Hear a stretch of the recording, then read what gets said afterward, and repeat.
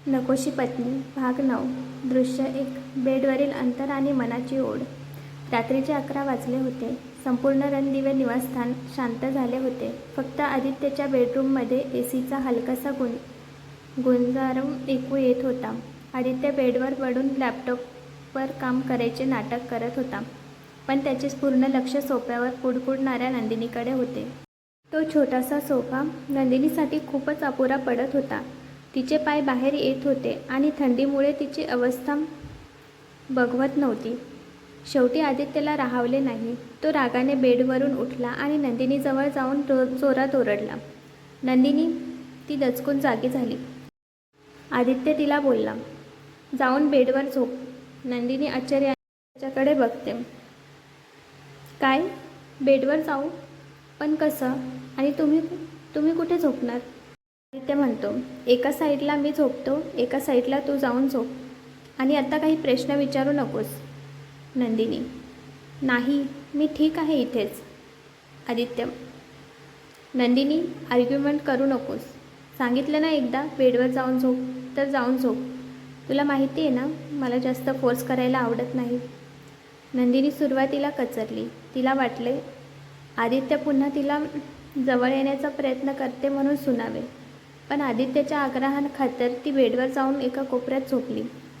आदित्यने मध्येच उशाची एक भिंत उभी केली आणि दोघांच्या मर्यादा आखून दिल्या. तुझा हातसुद्धा या बाजूला यायला नको, असे त्याने बजावले आणि तो स्वतः झोपी गेला. मध्यरात्री जेव्हा आदित्यला जाग आली तेव्हा त्याला आपल्या छातीवर काहीतरी जड ओझे जाणवले. त्याने डोळे उघडून पाहिले तर नंदिनी उशाची बॉर्डर ओलांडून चक्क त्याच्या छातीवर हात ठेवून त्याच्या कुशीत शिरून शांतपणे झोपली होती. चंद्राच्या प्रकाशात नंदिनी अत्यंत निरागस आणि सुंदर दिसत होती. तिचे विखुरलेले केस तिच्या चेहऱ्यावर आले होते. आदित्यने अत्यंत प्रेमाने तिचा हात बाजूला सारण्याऐवजी तिच्या चेहऱ्यावर स्पर्श केला आणि तिचे केस बाजूला सारले. त्याच्या मनात विचार आला की आकर्षण त्याला नंदिनीबद्दल वाटते ते प्राचीसाठी कधीच का वाटले नाही. तो स्वतःहून तिच्याकडे खेचला जात होता. नंदिनी झोपेतच त्याच्या अजून जवळ सरकली. आदित्यला ती फिलिंग इतकी आवडली की त्याने ही सर्व मर्यादा विसरून नंदिनीला घट्ट मिठीत घेतले आणि तो पण झोपला. त्याला आज नंदिनीच्या मिठीमध्ये एक वेगळे सुख जाणवत होते. दृश्य 2 सकाळची लगबग आणि प्राचीचा जळफळाट. सकाळी सूर्याची किरणे खोलीत येताच नंदिनीला जाग आली. स्वतःला आदित्यच्या कुशीत पाहून तिची घाबरगुंडी उडाली. नशीब हा खडूस अजून जागा झाले नाही, नाहीतर आज माझं काही खरं नव्हतं. परत मला बोलले असते की मी मुद्दाम त्यांच्याजवळ गेली म्हणून. असे पुटपुटत ती पटकन उठली आणि बाथरूममध्ये पळाली. ती आवरून बाहेर आली आणि आरशासमोर उभी राहून स्वतःचे केस सावरू लागली. तितक्यात आदित्य जागा झाला आणि आरशात दिसणाऱ्या नंदिनीच्या त्या साध्या पण मोहक रूपाकडे बघतच राहिला. त्याचे मन त्याला सांगत होते की इतकी निरागस मुलगी कधीच कुणाचे वाईट करू शकत नाही. पण त्याचवेळी त्याला स्वतःच्या अटींची आठवण झाली. त्याने मुद्दाम अधिकारवाणी विचारले, नंदिनी, माझी ब्लॅक कॉफी कुठे आहे? नंदिनीने त्याला त्याच्याच शब्दांची आठवण करून दिली की त्यानेच तिला त्याची कामे करण्यास मनाई केली आहे. पण आदित्यने हट्ट धरला आणि अखेर नंदिनीला त्याच्यासाठी कॉफी आणावी लागली. आदित्यने स्पष्ट केले की जोपर्यंत आजीसाठी हे नाटक सुरू आहे तोपर्यंत तिने पूर्वीसारखं त्याची सर्व कामे करावीत, म्हणजे आजीला डाऊट येणार नाही. इकडे प्राचीच्या मनात वेगळाच जाळ पेटला होता. आदित्य आणि नंदिनी एकाच खोलीत राहतात ही गोष्ट तिला पचवणे कठीण जात होती. ती मुद्दाम चहा घेऊन आदित्यच्या रूममध्ये शिरली. तिला वाटले होते की तिथे काहीतरी वाद सुरू असेल, पण दृश्य उलटेच होते. आदित्य शांत बसला होता आणि नंदिनीने मोठ्या प्रेमाने आदित्यचे कपडे घड्याळ आणि पाकिट अगदी व्यवस्थित मांडून ठेवले होते. ते बघून प्राचीचा राग अनावर झाला. तिला स्वतःचा अपमान वाटला. पाय आपटत ती तिथून बाहेर पडली. ही नंदिनी या घरात स्वतःची मुळे घट्ट करते, ती स्वतःशीच पुटपुटली. आजींच्या आजारापणाचा ढाल म्हणून वापर करून ती आदित्यला जिंकायला बघते, पण मी तिला कधीच यशस्वी होऊ देणार नाही. आदित्य फक्त माझा आहे आणि या घराची मालकीणसुद्धा मीच आहे, असा तिने मनाशी निश्चय केला. दृश्य 3. ईशाचा राग आणि ईशानची एंट्री. हॉलमध्ये ईशाचा आदित्यची बहीण फोनवर कोणाशी तरी मोठा वाद सुरू होता. ईशा स्वभावाने अतिशय हट्टी होती आणि प्राचीच्या प्रभावाखाली असल्यामुळे तिला नंदिनीबद्दल प्रचंड तिरस्कार होता. तिने नंदिनीला स्पष्ट शब्दात सुनावले, नंदिनी बहिणी, या घरात तुमची जागा फक्त आजींमुळे आहे, हे विसरू नका. आज भाईचा बिझनेस पार्टनर आणि मित्र ईशान येणार आहे. त्याच्यासमोर तरी आमची अब्रू काढू नका. नंदिनी काही उत्तर देणार इतक्यात दारात एक आलिशान काळी कार उभी राहिली. त्यातून अत्यंत देखणा आणि रुबाबदार ईशान मल्होत्रा खाली उतरला.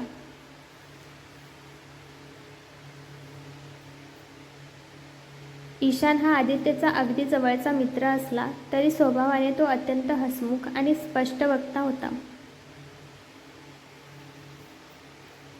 ईशानने येता क्षणी ईशाच्या रागीट स्वभावाची फिरकी घेतली. हाय मिस ईशा, इतका राग आरोग्यासाठी चांगला नसतो. तुमचा आवाज बाहेरपर्यंत येत होता, असे म्हणत त्याने तिला चिडवले. ईशाने त्याला झिडकारले, पण ईशानचे लक्ष नंदिनीकडे गेले. त्याने मोठ्या आदराने नंदिनीला नमस्कार वहिनी म्हटले. ईशानने आधी नंदिनीला मान दिला. हे बघ. ईशाचा चेहरा रागाने लालबुंद झाला. ईशान मनात म्हणाला की या रागीट मिसाईलला ईशाला नीट करण्यासाठी त्याला खूप ट्रेनिंग घ्यावी लागेल. दृश्य 4. ऑफिसची फाईल आणि मनातील दुविधा.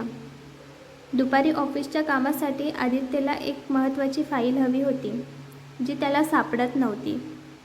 तो सर्व नोकरांवर आणि घरच्यांवर जोरात ओरडत होता.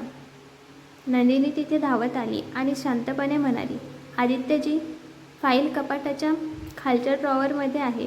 मी कालच ती नीट आवरून ठेवली होती. आदित्य थबकला. त्याच्या मनात विचार आला की मी या मुलीला इतका ओरडतो तरीही तिला माझ्या प्रत्येक छोट्या मोठ्या गोष्टींची इतकी काळजी कशी घेते. मी तिच्यावर अन्याय करतोय का? तो त्यालाच प्रश्न विचारतो. तिथेच उभा असलेला ईशान हे सर्व बघत होता. त्याने मिश्किलपणे आदित्यला टोमणा मारला. अरे वा आदित्य, बहिणींना तर तुझं सगळं काही किती चांगलं माहिती आहे. तुमचं एकमेकांवर खूप प्रेम आहे हे तुमच्या दोघांच्या डोळ्यात दिसत आहे. ईशानचे बोलणे ऐकून नंदिनीच्या डोळ्यात पाणी आले, पण तिने ते चपळाईने आवरले. आमचं नातं फक्त काही दिवसांपुरतंच आहे, मग मला कायमचं इथून जावं लागेल, असा विचार तिच्या मनात आला. आदित्यने नंदिनीच्या डोळ्यातील ते पाणी पाहिले आणि त्याला प्रथमच स्वतःची चूक उमजली. मी नंदिनीसोबत खूप सक्तीने वागतोय. जोपर्यंत ती इथे आहे तोपर्यंत मला तिची काळजी घ्यायला हवी, असे त्याने स्वतःशीच ठरवले आणि मनातल्या मनात तिला सॉरी म्हटले. दृश्य 5. आजींचा प्लॅन आणि नवी ठिणगी. जेवणाच्या टेबलवर आजींनी सर्वांना धक्का दिला. त्यांनी ईशान आणि ईशाच्या लग्नाचा प्रस्ताव मांडला. ईशाला हे ऐकून धक्काच बसला. मी याच्याशी लग्न करू जो सतत माझी थट्टा करतो, ती ओरडली. ईशाननेही हसत हसत म्हटले की या मिसाईलला सांभाळायला त्याला खूप कष्ट घ्यावे लागतील. पण या दोघांमधील ते भांडण आणि केमिस्ट्री बघून नंदिनीला तिच्या आणि आदित्यचे सुरुवातीचे दिवस आठवले. तिला जाणवले की ईशाच्या मनात ईशानबद्दल आकर्षण निर्माण होत आहे. फक्त तिचा अहंकार मध्ये येत आहे. दृश्य 6. काचेचा तुकडा आणि तो स्पर्श. रात्री प्राची पुन्हा एकदा आदित्यला फूस लावण्याच्या उद्देशाने त्याच्या बाल्कनीत गेली. नंदिनी सोफ्यावर झोपण्याचे नाटक करत होती. प्राचीने आदित्यला पुन्हा एकदा घटस्फोटासाठी गळ घातली.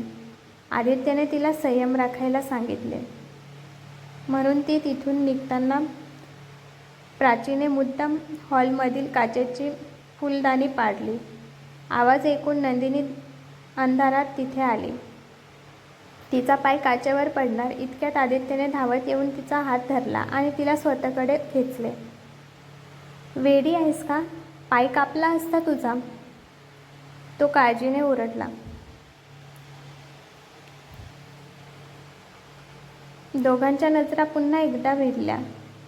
माझा पाय कापला असता तर तुम्हाला काय फरक पडला असता? तुम्ही तर मला या घरातून बाहेर काढायला बघताय ना? नंदिनीच्या या प्रश्नावर आदित्य निरुत्तर झाला. त्याने तिचा हात सोडला नाही. त्या शांत रात्री त्याला पुन्हा एकदा नंदिनीचा स्पर्शातली ती जादू जाणवली. त्याने हळूच तिच्या केसांवरून हात फिरवला, पण त्याच वेळी प्राची तिथे आली. नंदिनी प्राचीकडे जाताच तिने पटकन आदित्यपासून लांब झाली. आदित्यला तिला सोडायची इच्छा नव्हती, पण परिस्थितीमुळे तो शांत राहिला. नंदिनी तिथेच कोलमडून रडू लागली. तिला कळत नव्हते की आदित्यच्या मनात नेमके काय सुरू आहे. दुसरीकडे ईशासुद्धा आपल्या रूममध्ये ईशानचाच विचार करत अस्वस्थ होत होती. रात्रीचे 11 वाजले होते आणि नंदिनी मनातल्या मनात स्वतःला विचारत होती, आदित्यजी, मी स्वतःला तुमच्याजवळ येण्यापासून कसं रोखू? मी खरंच तुमच्यावर खूप प्रेम करते, पण तुम्ही माझे कधीच होऊ शकत नाही हे मला माहिती आहे. दृश्य 6. कारमधील प्रवास आणि प्राचीची हुकूमत.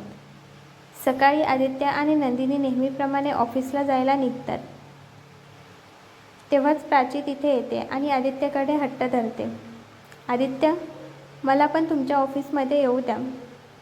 घरी बसून मला खूप कंटाळा आलाय.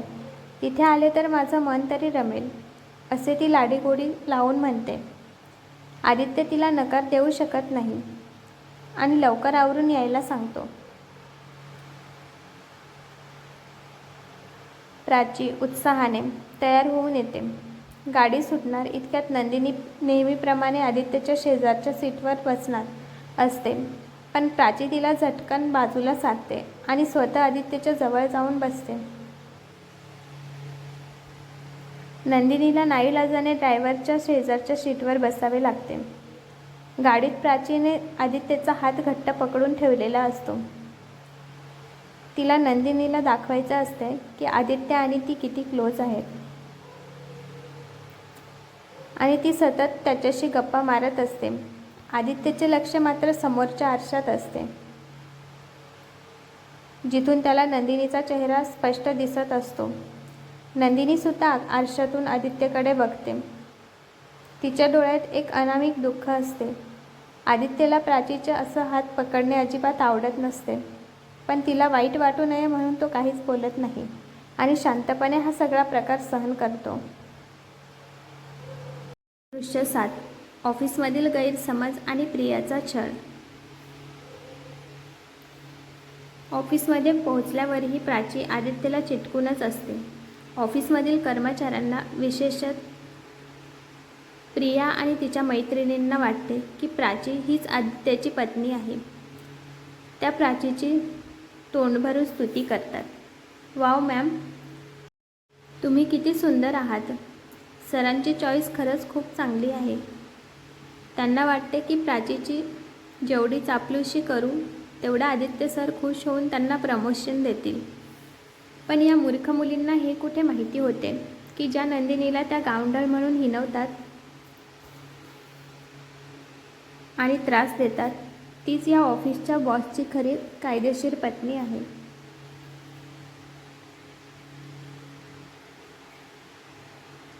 आजही प्रिया आणि तिच्या 2 मैत्रिणी नंदिनीला गाठतात आणि तिला चिडवायला सुरुवात केली. बघितलंस, आदित्य सरांची बायको प्राची मॅम आमच्याशी किती प्रेमाने बोलल्या. तुझ्याकडे तर त्यांनी साधं बघितलं पण नाही, कारण तुझी लायकी नाही आहे त्यांच्यासमोर उभं राहण्याची. असे म्हणून त्या हसू लागतात. नंदिनी त्यांना पूर्णपणे इग्नोर करते, पण तिचे मन आतून रडत असते. शेवटी स्नेहा आणि रेवा तिथे येतात आणि प्रियाला सडेतोड उत्तर देतात. तेव्हा कुठे त्या मुली गप्प बसतात. दृश्य 8. Lunch break. अपमान आणि प्राचीचा मोठा खोटेपणा. दुपारी लंच ब्रेक होतो. नंदिनीने घरातून आदित्यसाठी त्याच्या आवडीचे पदार्थ मोठ्या प्रेमाने बनवून आणलेले होते. ती आदित्यच्या केबिनकडे जाते तेव्हा तिथे आदित्य आणि प्राची एकत्र बसलेले तिला दिसतात. नंदिनीला पाहताच प्राची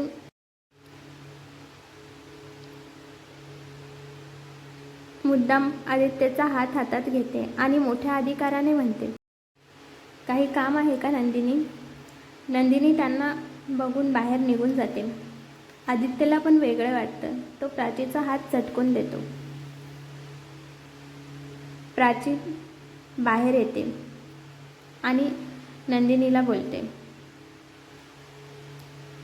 नंदिनी, तू इथे काय करतेस? तुला समजत नाही का? घरी तर आम्हाला बोलायला वेळ मिळत नाही, म्हणून मी आता ऑफिसमध्ये आदित्यसोबत क्वालिटी टाईम घालवते. आम्हाला थोडी प्रायव्हसी हवी आहे. तू असं कर, कॅन्टीनमध्ये जाऊन जेवून घे. नंदिनीला या बोलण्याचे प्रचंड अपमानित वाटते. तिचे डोळे भरून येतात. ती थरथरत्या आवाजात म्हणते, हो, मी जाते बाहेर जेवायला. पण आदित्यजींचा डबा राहिला होता, तो देण्यासाठी आले होते. प्राची तो डबा हिसकावून घेते आणि म्हणते, दे तो माझ्याकडे, मी भरवते त्याला जेवण. तू जा आता. नंदिनी जड अंतकरणाने तिथून निघून जाते. ती बाहेर गेल्यावर प्राची तोच डबा आदित्यजवळ ठेवतो आणि खोटं सांगते, आदित्य, बघा मी तुमच्यासाठी काय आणलं आहे. आज सकाळी मी स्वतः लवकर उठून तुमच्यासाठी तुमचे आवडते पदार्थ बनवून आणले आहेत. माझ्या प्रेमासाठी तुम्हाला हे सगळे संपवावे लागेल आज. आदित्यला वाटते की प्राचीने खरंच त्याच्यासाठी कष्ट घेतले आहेत. तो कौतुकाने डबा खायला सुरुवात करतो, पण प्रत्येक घासासोबत त्याला जाणीव होत असते की ही चव आणि हे प्रेम फक्त नंदिनीच्या हातचं असू शकतं. तो मनात बोलतो, प्राचीने बनवलेल्या जेवणामध्ये पण मला नंदिनीच्या हाताची चव आठवते. हे काय होतंय माझ्यासोबत? सत्य माहीत असूनही तो शांत बसतो. तर तिकडे बाहेर बसून नंदिनी एकटीच आपल्या नशिबावर अश्रू ढाळत असते. दृश्य 9. आनंदाच्या वातावरणात ईशाची अस्वस्थता. दुसऱ्या दिवशी रणदिवे निवासस्थानी ईशान आणि त्याच्या घरच्यांची वर्दळी होते. दोन्ही कुटुंबांनी मिळून ईशा आणि ईशानच्या लग्नाची तारीख पक्की केली. ईशानच्या चेहऱ्यावरचा आनंद गगनात मावेनासा होत होता, कारण त्याला ईशा मनापासून आवडत होती. पण या आनंदाच्या वातावरणात नंदिनीचे लक्ष वारंवार ईशाकडे जात होते.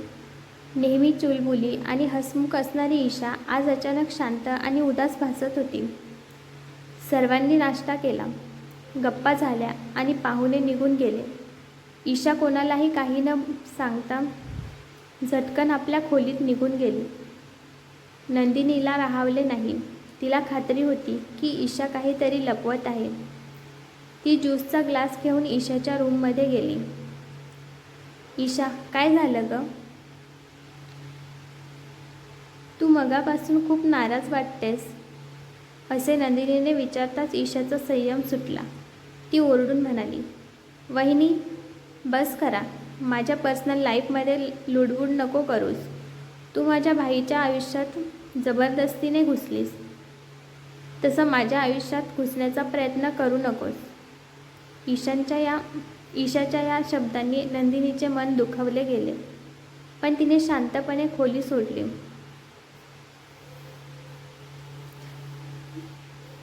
मात्र नंदिनी बाहेर जाताच दरवाजा पूर्ण न लावता तिथे उभी राहिली. आतून ईशाचा हुदका ऐकू आला. ईशा रडत स्वतःशीच बोलत होती, ईशान, मी पण तुझ्यावर खूप प्रेम करते, पण माझ्या पास्टमध्ये झालेल्या चुका आज मलाच त्रास देत आहेत. मी यातून कशी बाहेर पडू? तेवढ्यात ईशाला कोणाचा तरी फोन आला. ती थरथरत्या आवाजात समोरच्या व्यक्तीला विनवणी करू लागली, प्लीज मला सुखाने जगू दे, तुझ्या पाया पडते, असं काही करू नकोस. हे ऐकून नंदिनीच्या पायाखालची जमीन सरकली. तिला समजले की कोणीतरी ईशाला भयानक ब्लॅकमेल करत आहे.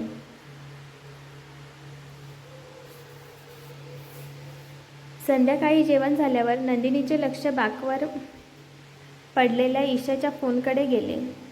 तिथे एक मेसेज होता, उद्या मला गोडाऊनमध्ये भेट, अर्जंटली. नंदिनीने ठरवले की ती काहीही करून ईशाला या संकटातून बाहेर काढणार.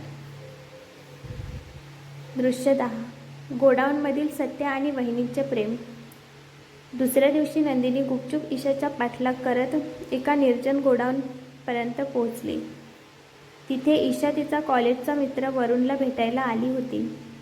वरुणच्या नजरेत खुन्नसीपणा होता. ईशा हात जोडून रडत होती, वरुण, तू माझ्या मैत्रीचा गैरफायदा घेतलास. त्या दिवशी मी तुला चांगला मित्र समजून माझ्या बर्थडे पार्टीला बोलवलं होतं, पण तू माझ्या ड्रिंकमध्ये गुंगीचं औषध टाकून माझे विचित्र फोटो काढलेस. वरुण क्रूरपणे हसून म्हणाला, मैत्री, ईशा, तू आणि तुझ्या त्या श्रीमंत मित्रांनी मिळून माझ्या गरिबीचा किती मजाक उडवला होता. आज मी त्याचा बदला घेतोय. मला 10 लाख रुपये दे आणि तुझे फोटो घेऊन जा.